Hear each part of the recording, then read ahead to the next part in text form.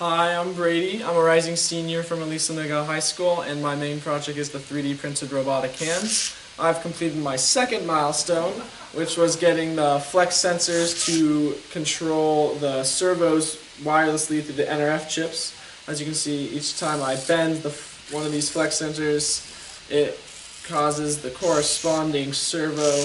to turn 180 degrees. Basically, going off of the last milestone, had the flex sensors turning on and off LEDs, but during this milestone I added in servos. So basically the flex sensors, the Arduino gets an angle from the flex sensors, which then gives it to the NRF chip to send wirelessly using SPI over radio waves, and I actually had to code it to send it through a struct because NRF chip can only send 32 bytes of data, and the amount of data I'm sending through is too much for the NRF chips to send at a time, so I had to actually make my own type of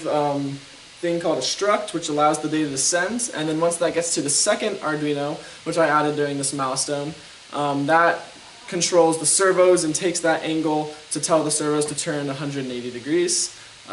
getting it to work. The main struggles I had during this milestone was understanding the actual code in the Arduino,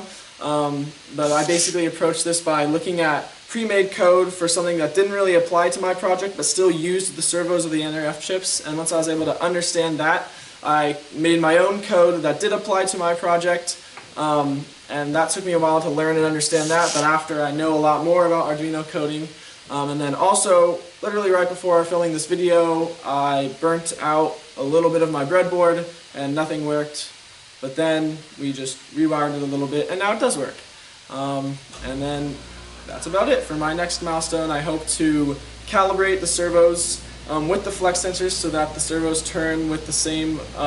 degree that the flex sensors are bent. I also hope to solder these circuits out of a breadboard into a real PCB, and that'll be it. Thank you.